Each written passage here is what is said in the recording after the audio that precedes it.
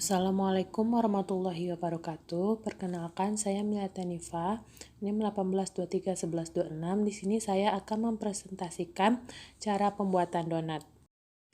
Yang pertama yaitu pengertian donat. Donat adalah panganan yang digoreng, dibuat dari adonan tepung, gula, telur, dan mentega, serta ragi. Nah, donat yang paling umum adalah donat berbentuk cincin dengan lubang di tengah dan donat berbentuk bundar dengan isian manis seperti selai, jeli, krim, dan lainnya. Adapun alat yang digunakan dalam pembuatan donat adalah yang pertama baskom, kain lap, gelas, kompor, cetakan donat, sendok, nampan, kuali, dan spatula. Dan untuk bahannya, 250 gram tepung terigu, 2 butir kuning telur, 50 gram mentega, 4 sendok makan gula pasir, 1 saset ragi instan, 1 buah kentang yang sudah dihaluskan, 100 ml air, mesi secukupnya, garam secukupnya, dan 1 saset susu bubuk.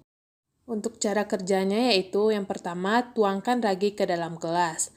Nah, lalu tuangkan air kira-kira 100 ml. Dan selanjutnya aduk hingga ragi tersebut berbusa. Nah, lalu tutup dan diamkan ragi sampai kira-kira 10 menit.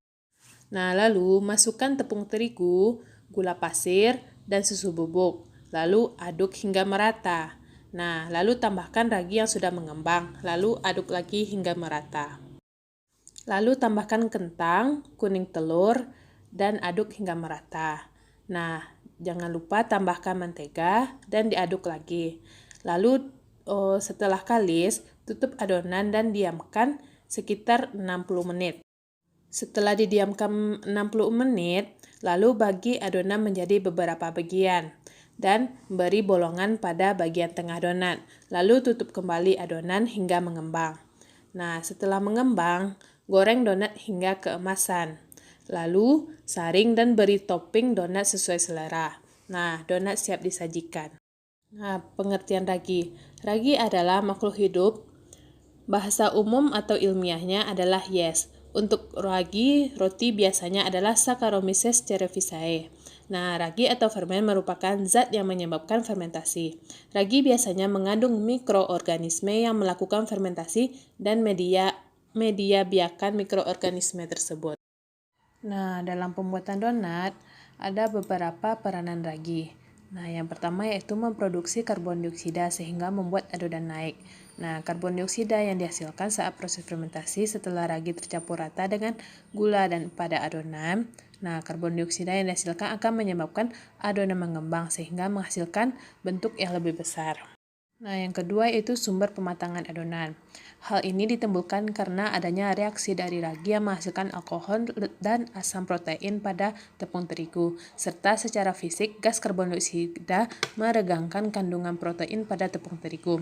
Hasilnya adalah roti yang lembut. Terdapat rongga udara yang ditinggalkan akibat hasil dari proses fermentasi ragi.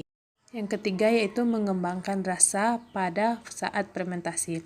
Ragi meninggalkan rasa yang khas pada produk olahannya. Selama proses fermentasi adonan, ragi memproduksi berbagai metabolit sekunder seperti keton, alkohol tinggi, asam organik, aldehida, dan ester. Beberapa kandungan alkohol akan menguap selama proses pemanggangan. Sisanya bereaksi satu sama lain hingga menghasilkan rasa baru dan lebih kompleks. Reaksi ini biasanya terjadi di kerak roti dan rasa yang dihasilkan berdifusi ke dalam remah roti. Nah, manfaat yang keempat yaitu ragi memperkuat adonan roti. Fungsi ragi pada roti yang terakhir adalah ketika adonan berupa air dan tepung terigu diuleni, maka akan membentuk adonan yang sangat elastis seperti permen karet yang disebut dengan gluten. Dalam pembuatan roti, gluten tersebut ingin dikembangkan menjadi lebih besar dibandingkan bentuk semula. Nah, disinilah ragi berfungsi untuk meningkatkan gluten dan memperkuat adonan saat dikembangkan. Semakin banyak kandungan gluten pada tepung terigu, akan semakin baik adonan roti yang dihasilkan, dan semakin maksimal pula kerja ragi. Sekian presentasi dari saya. Jika ada salah, mohon maaf. Assalamualaikum warahmatullahi wabarakatuh.